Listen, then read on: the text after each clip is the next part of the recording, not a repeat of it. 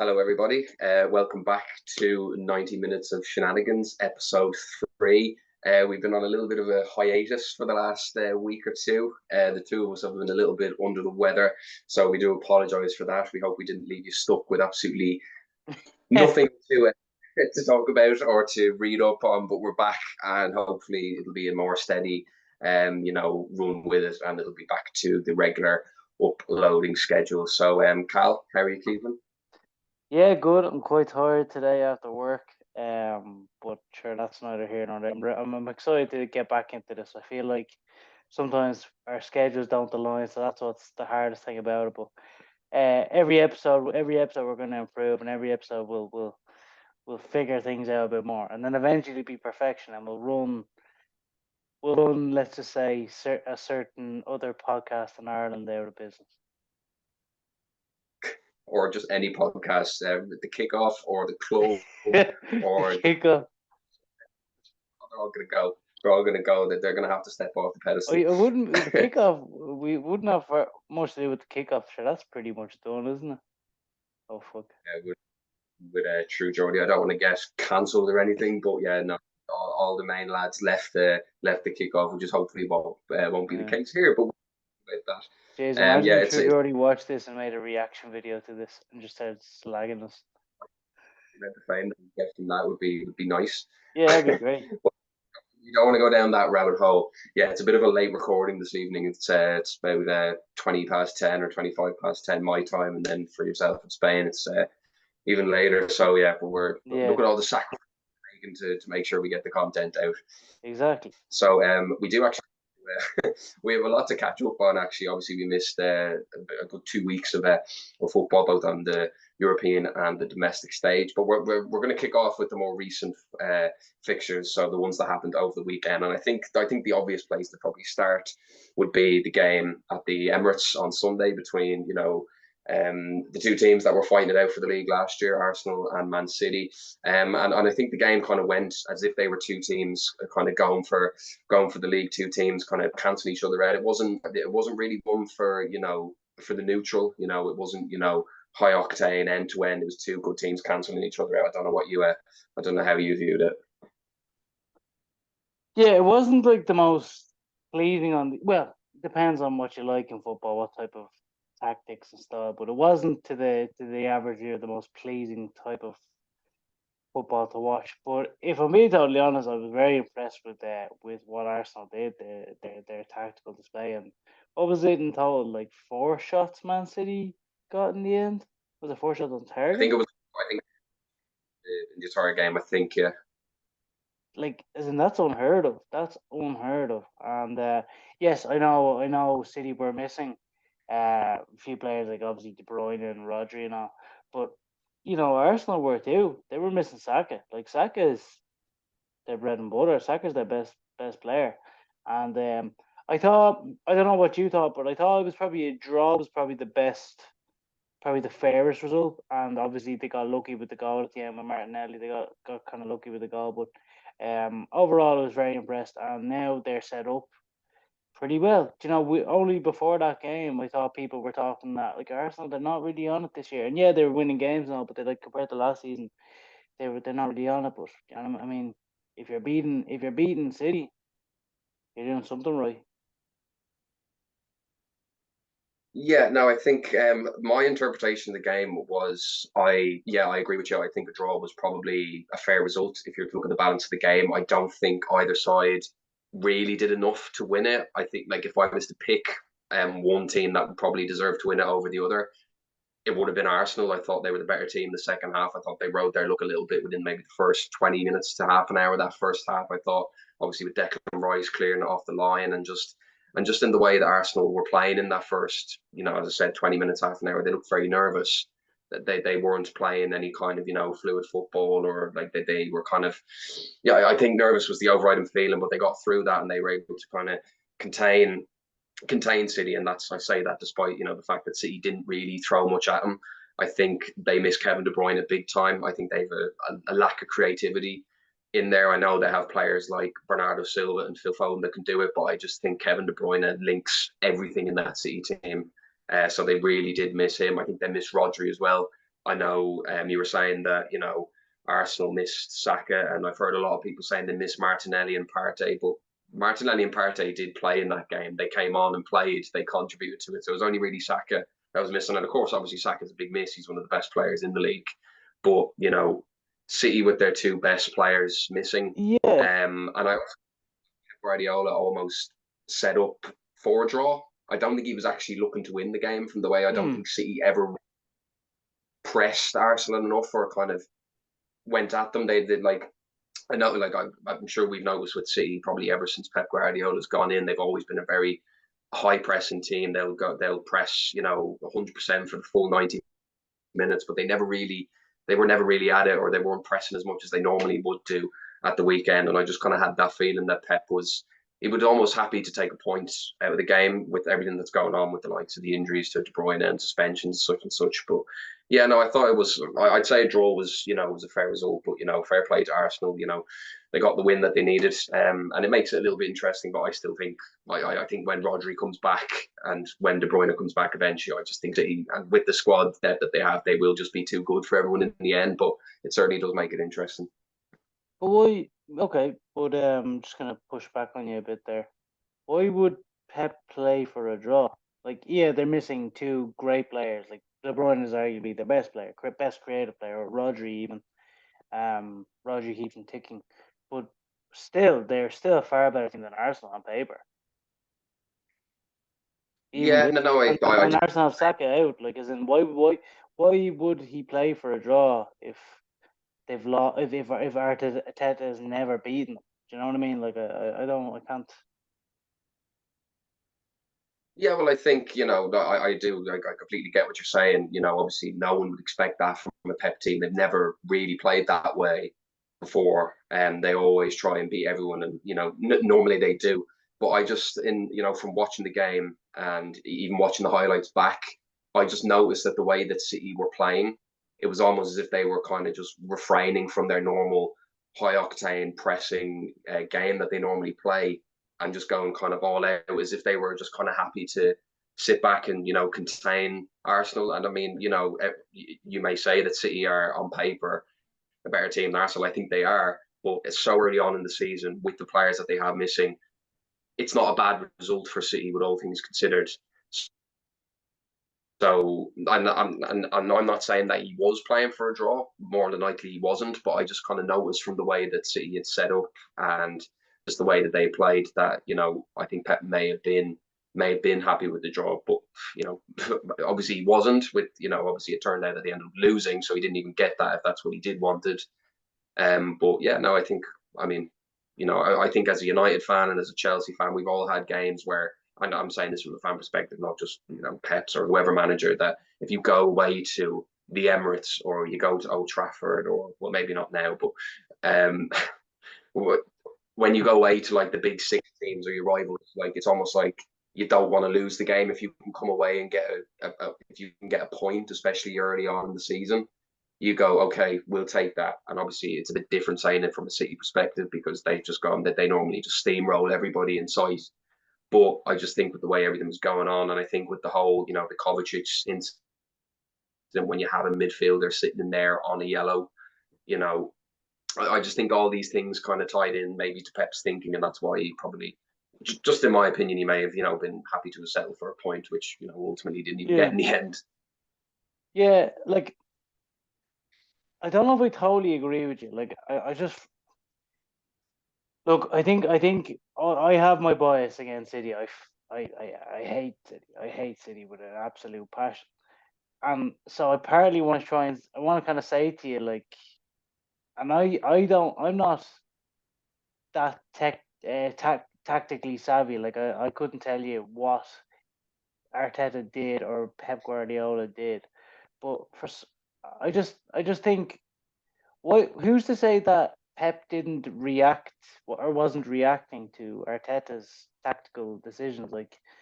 I know you're like so Guardiola's a bit more drawn back. He's a bit more cautious in his tactics there. But who's to say that wasn't as a result of what Arteta was doing? No, like I mean, like I can see that, but I also I think like you may be saying that in a sense of that like Arsenal were like outplaying City and Pep had to go, okay, we need to sit back and absorb the pressure. I think it was just two good teams, and I'd say a more depleted City team, just cancelling each other out. I don't think at any point during that Okay. game, I think Arsenal were the better side in the second half, but it wasn't like the difference was night and day between the two of them. I thought it was two. I thought it was. I thought the defenses won in that game. Really, I thought the City back four did ever so well, and I thought the Arsenal back four did ever so well. If you're an Arsenal defense that can keep, normally a City front line that normally puts 4 or 5 past most teams each week to 4 shots in the full 90 minutes, you're doing something right. But Yeah. then again, you look forward, they still had Jesus playing, and Ketty is he's no mug. He's been in and around the team for a good few years now. Martinelli came on. You have Havertz in there who they paid big money for, Odegaard. Then, Partey came on as well. As I said, Martinelli did as well. So Arsenal had just as much, yeah, I'd say probably just as much going forward as City did in terms of that whole game. So I just think it was a game where the two defenses really were on top, and with obviously not having Rodri in the midfield, he's normally the linchpin between the two, and obviously no De Bruyne. And Phil Foden hasn't been. He's been kind of in and out of the team. He has not really much consistency playing week in week out. Bernardo Silva, as much as he's still a quality player, he's not getting any younger. There was a talk to him leaving. I know that doesn't really tie into anything, but I think what I'm trying to say. It's not City's strongest team, especially going forward. You look at the way Haaland played; he was isolated up there on Sunday. He was basically a passenger throughout that game. So Yeah. maybe Pep was looking at that. He's got a bit of Maybe we just need to. sorry, go on. Yes. So maybe Pep was just looking at it and going, we'll be happy to take a point here. We move on. We'll have Rodri back in the team because he'll be back from his suspension for the next game after the international break. And then, because I genuinely think Rodri is the best central defensive midfielder in the world. I don't think there's anybody better than him. And you take him out of any team, it's going to completely, it's going to limit them. So Yeah. that's just my kind of thing. It's probably tactics of he approached the game, or I wouldn't say approach the game, but as the game went on, and the way it was panning out, that was probably his thinking. Yeah. There's a real discussion. I feel like there's a discussion after, like, obviously it's not a major discussion, but there is this kind of discussion about Haaland. He doesn't seem to score against the big teams and the big moments. Like, what do you think of that? I'm quite biased. I'm quite biased, so I feel like I can't talk because I hate City and I don't like Haaland. So I don't want That him makes to sense. do well. But Yeah, like, no, I to be fair though, he hasn't scored. He doesn't score in the big game. Okay, I get it. He's the big target man. People are afraid of him, so people are so focused on him to forget about the other players and all. But like, to be fair though, come on. I mean, if you're supposed to be no, like the greatest player, become the greatest player of all time, like, come on, you can score a goal against the best team, can't you? true. No, I do get what you're saying. He's obviously kind of out of form at the moment. I don't think he scored in like 5 or 6 games it is now. And it's pretty obvious that he misses De Bruyne in that team Yeah, because I absolutely. think any ball would miss De Bruyne, being able to just slot through ball into you, just whip crosses in and find your head every time. Erling Haaland will still score goals. He's a goal scorer. He's a poacher. He's a good goal scorer. He'll still get you. He still already scored like what's it, 8, 9 goals in exactly that many games that have happened. Yeah, So he's still a very good start of the season. But no, I agree with you. And it's like what I said when we were talking about the actual game itself. He was isolated on Sunday. He was non-existent. There was no service to him. But what I also think people need to realise about Haaland as well, everywhere he's gone, Haaland isn't going to be like a Harry Kane who's going to drop deep and collect the ball and spray it out wide. He's a target man. He's an actual number 9. so he So needs to be he's fed. not going to be able to. Yeah, he's not going to be able to play like because I think the best example of like a striker who you may say needs to do more, get involved, and be the difference in these big games. He's not going to drop into a number 10 and pick up the ball and find teammates on the left or right. he's a unit. He's a big powerhouse. He's a target man. He's a number nine, and you get him in the right positions with the right service, he will score you like he did last year. Was it 50 odd goals in all competitions? So I do agree that as of now and certainly over the last couple of games, he's been really out of form. But so have City in general. They've lost 3 of the last 4 games, so I think it's a collective thing. I still think Erling Haaland will still finish the season with I'd say about I don't think he'll score the same as he did last year. I don't think City will achieve what they did last year. I think it's virtually impossible. But I still think Haaland any season will still get you about 25, 30 goals, and I still expect him to do the same. Yeah, I feel like after this game, there's definitely a bit of a doubt surrounding City. Now it's obviously way too early to say, oh, they're not going to win the league or anything.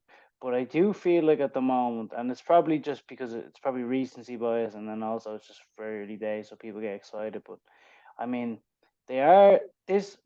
I feel like this isn't City. Do you know what I mean? What's going on? Like losing three Yeah. games, as you say, 4 out of 4.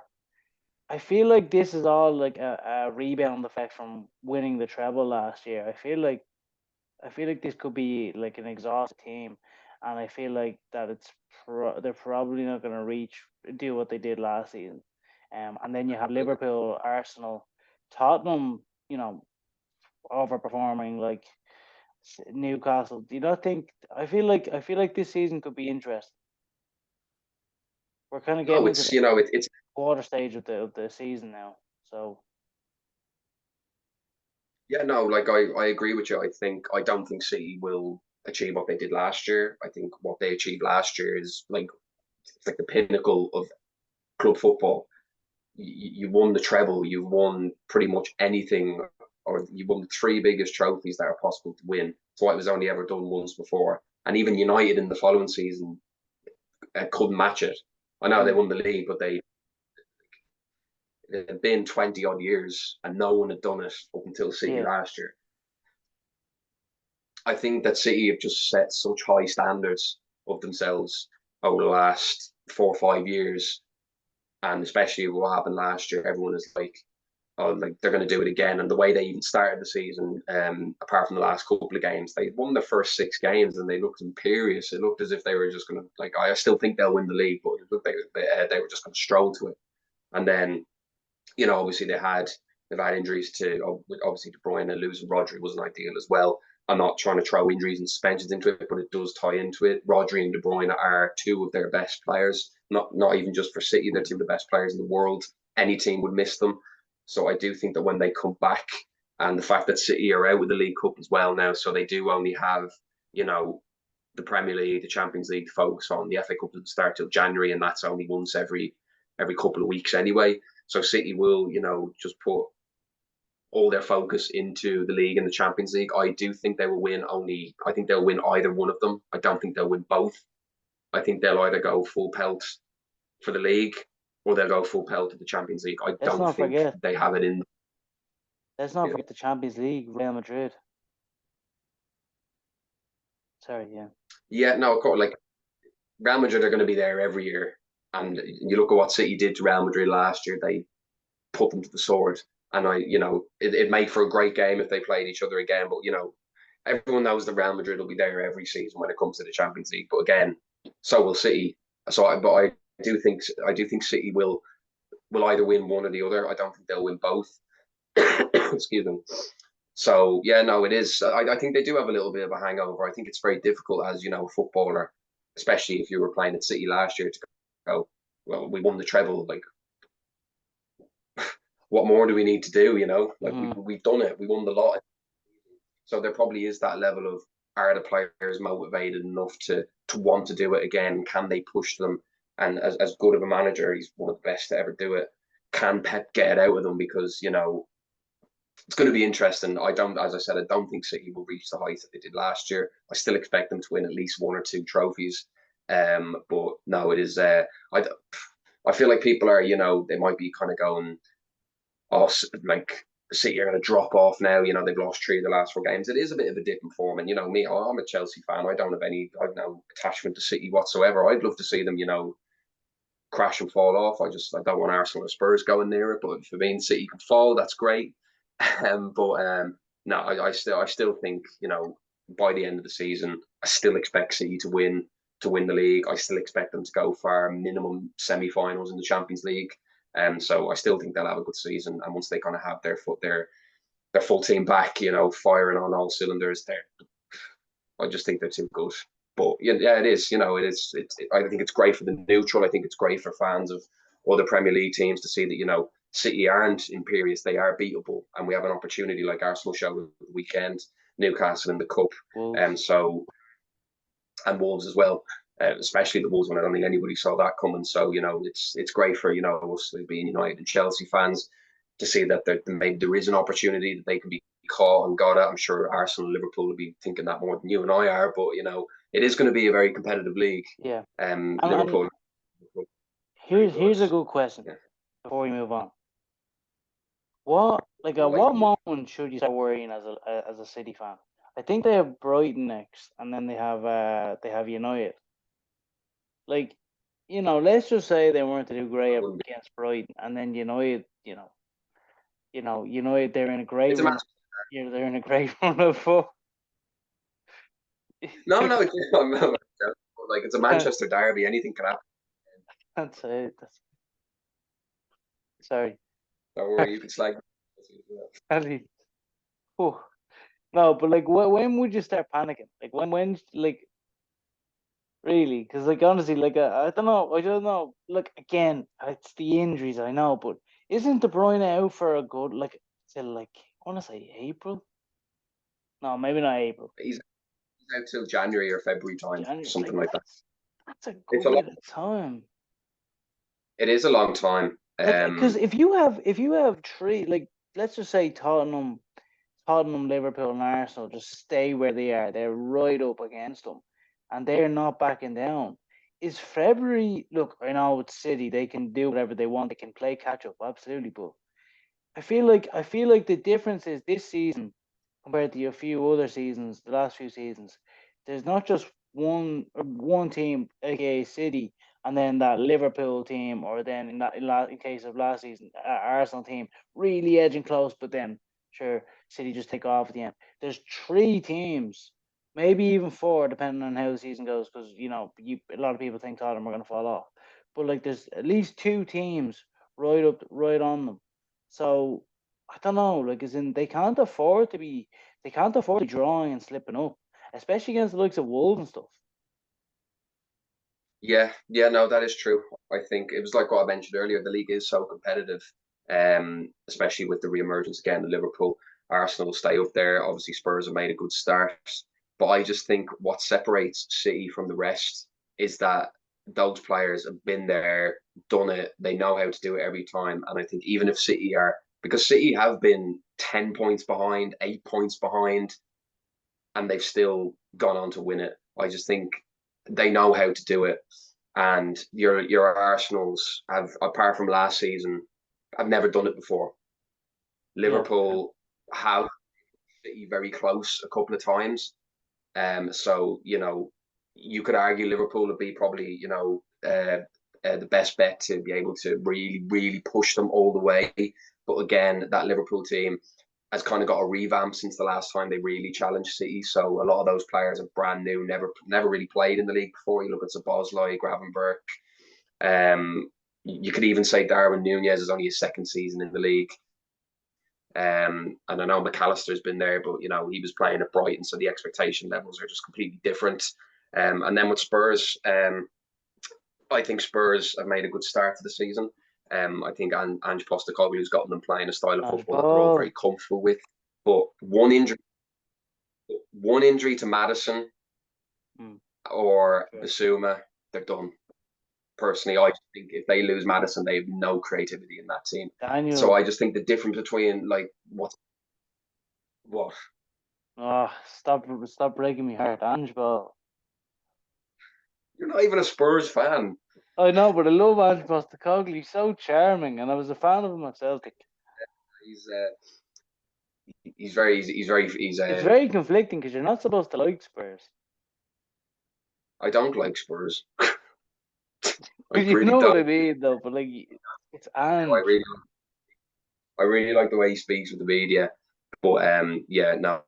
To be honest, if I was a City fan, I wouldn't be worrying too much. It's only 3 games. We're only at the start of the season. There's a long way to go. And City, like, I think if you look back at every year that City have, won leagues and won the treble, they've always lost. Like, I remember Crystal Palace used to beat them at home all the time. They used to, Mm. obviously Wolves as well. City have always had games through the season where, they'll go on, like, they might lose back to back games, or then they'll get knocked out of a cup. And then Pep goes, right, not having this anymore. And then they'll just go on like a 15, 16 game winning Yeah, run.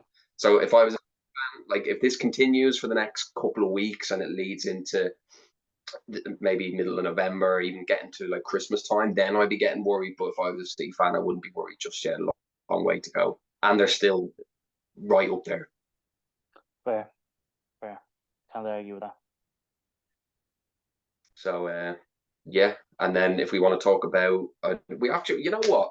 Considering we're a football podcast, we haven't talked about VAR yet. And the last, well, to be fair, What's it's the two VAR? weeks that episodes that the two, VAR incidents have really happened. The one at Spurs and Liverpool the week before last, and the Kovacic one Oh, at the weekend. We yeah, won't but go into the Liverpool. mainly the Kovac one. I don't know what did you thought, but I thought that was a red. So did I. I thought the first one could have easily been a red. I thought he was a very lucky boy to stay on the pitch. I mean, it was like I thought the two tackles were like carbon copy of each other, like identical.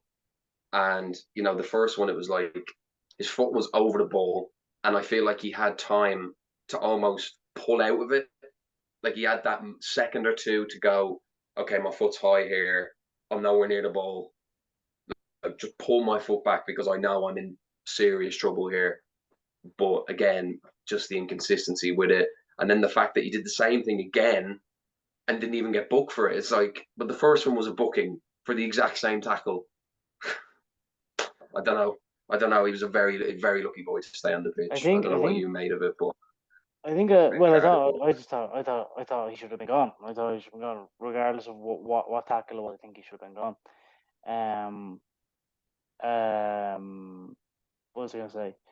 But I feel like referees in general, like all this far stuff, I don't think they have any confidence anymore.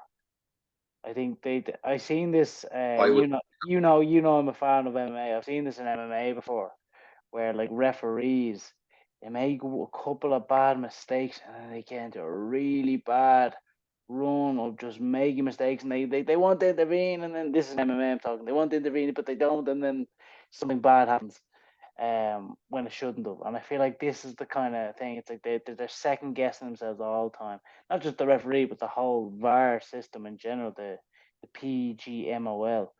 And look, the Liverpool one, I think Jota was just an idiot. I think Jota was just an idiot. I thought Jota should have got off, should have been sent off with the way he was carrying on. And then, but to be fair, it was the Diaz offside. It wasn't offside. It wasn't offside, but at the same time, I wouldn't have been making a whole hanky panky over when it happened. Because it's not one of those ones where it's like so wrong. Like it's wrong, but like you can almost make the argument in the moment, but the audio wasn't great when it came out. The audio. Shocking. Like I was like I don't I watched it back a couple of times. Like I don't like how they're all like, yeah, no problem, mate. I'll look for this for you, Yeah, mate. They're all like, it's like you're there to do a job, and the fact that like all you could hear was like, and you check it, and none of and them knew curses. what was going on. The minute he went to check complete, thinking that yeah it was offside, he went, oh shit, and then goes, oh no, I can't do it now. But yeah, no, it's just awful. But I also think the Jota red card. I mean, the first yellow, your man tripped himself up. The Spurs player, I think it was Udogi, I think it was. He tripped himself up. He was running away and he tripped himself up, and Jota got booked. The second foul was definitely a yellow, and it was stupid of him to do it while he knew he was on a yellow. But he shouldn't have even been in the situation to Do you get a think that second was a yellow. yellow? Which one? The second one. but he just goes straight for him. Jota's second. Yeah, Yeah, no, yeah, no. His the second foul was definitely a yellow card. really. I don't know. Maybe I just can't get it. I just feel like that was red. Like I feel like he did no intention of going for the ball. Cause who was it? A doggy, was it? No, I can't remember. I think it But was he either I think it was a was Romero. I think No, was a Romero. I can't remember. But I think he put the fella kind of nudged him over, and I look. He to me, Jota looked really pissed off on that. And then if you look at it, to me, the way I saw it, Jota had like fire in his eyes, was going for him. That's how I read it. And I was, that's a red card. That was a red card for me because I didn't think he was going for the see, I feel ball, and he went at it with such speed, and he was quite vicious with the way he did it. I don't know. see, I feel like that second, like the second yellow he got, I think that was more just petulance. I think it was just a stupid tackle to make. I don't think he was Oh, endangering the opponent. oh, Daniel, Yeah, no. no, like I mean, no, I don't agree that it was a straight red. I think it was just It wasn't. it was a yellow. It It was a wasn't clear. studs to. It wasn't studs to knees, but I don't know. He just lunged right out there. Like I call it petulance, but like if you Nah, lunge right out there, anything could happen in that moment. true, but yeah, no, for me, it wasn't. I don't think there was enough like intent or as you say, viciousness in the tackle to warrant red. I don't know. I think it was yellow, like the yellow. But the first one was a joke. Like your man was running through and he tripped himself up. But yeah, Well, I agree to no, disagree. I thought Liverpool were very hard.